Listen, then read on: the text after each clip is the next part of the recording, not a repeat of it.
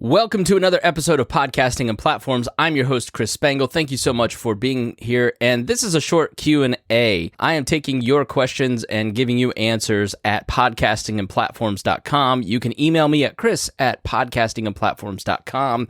And Jocelyn recently wrote in on our Instagram, I attempted to make something visual for YouTube. It was exhausting. I only did one segment.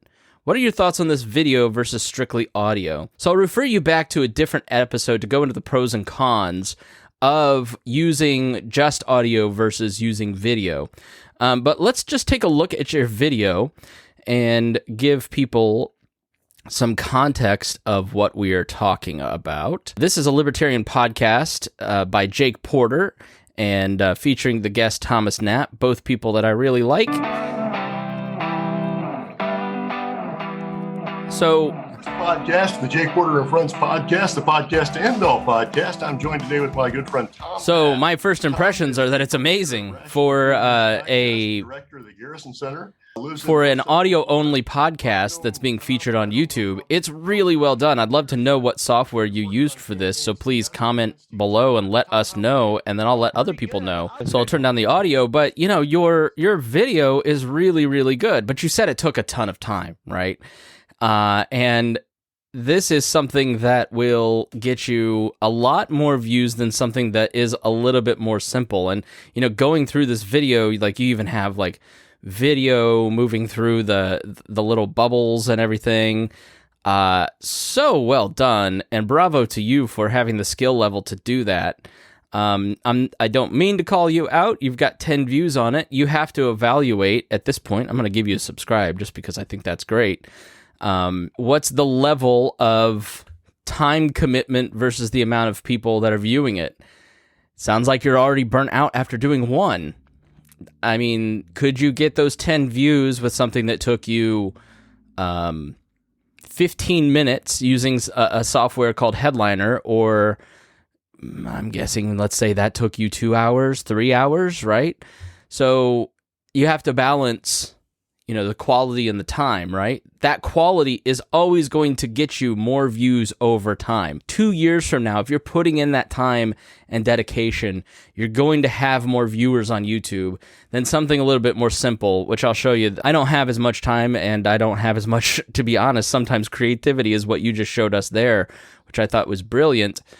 This is what I used yesterday. This is a Headliner video, and Columbus sailed the ocean blue. So this is an episode I did on Spain. He sailed through sunshine. Christopher Columbus using Headliner, and in Canva I created an image and then used Headliner to add the little sound waves at the bottom to post to YouTube.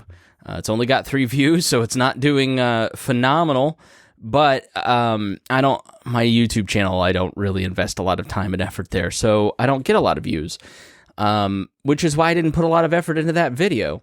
So I put more effort into like this video, right? And producing these kinds of things and showing off how I talk and doing interviews, right? So if it's audio only, then I will generally skip it. But that was an important episode that I thought would be well received by many people, and I wanted to have that audio only in as many places as possible, so I used Headliner to do it. You can see it's a lot more simplistic than yours. It's a lot less watchable, which means the algorithm in YouTube is going to give me and my audio-only video less algorithm lift and less audience than yours, because yours is more watchable. The way that Google, in their SEO and on YouTube, judge content and how to weight it is by how we would judge the content. How many people are talking about this restaurant? Let's put them more towards the top. Let's scan the internet for social signals to see what video is being watched more than others. Is it worth it? I can't say yes or no. I can say that you did a great job with it, and I really liked it. And over time, it's going to be more beneficial than the Headliner video, but you have to determine if that time is worth it. So the algorithm will reward you with your video over my video over time.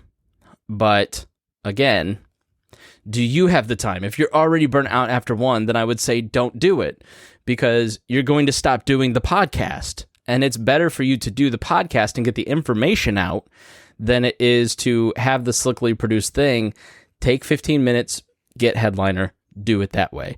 That's what I would recommend. And put your effort into really good audio content. If there's so many different ways to do podcasting and to promote podcasts. So you really have to focus on where can I spend the bulk of my time? For me, it's what I say into the microphone. Prepping that Christopher Columbus episode, it was hours of research and reading and watching documentaries to make sure that what came out of my mouth was accurate and interesting. And I could have made more slickly produced things, but I would have had less time to put into the actual research of the episode. So what's more important? You have to balance all these things. These are all trade-offs. So my advice, make it a little more simple. If you're already getting burned out, put your effort into making the interviews and the content and the written descriptions as good as humanly possible. All right, thank you so much. If you're interested in getting coaching, go to leadersandlegends.net. Then you can sign up there. Go to podcastingandplatforms.com, sign up for the emails. And thank you so much for listening. And be sure to subscribe to this podcast. We will see you again soon here on Podcasting and Platforms.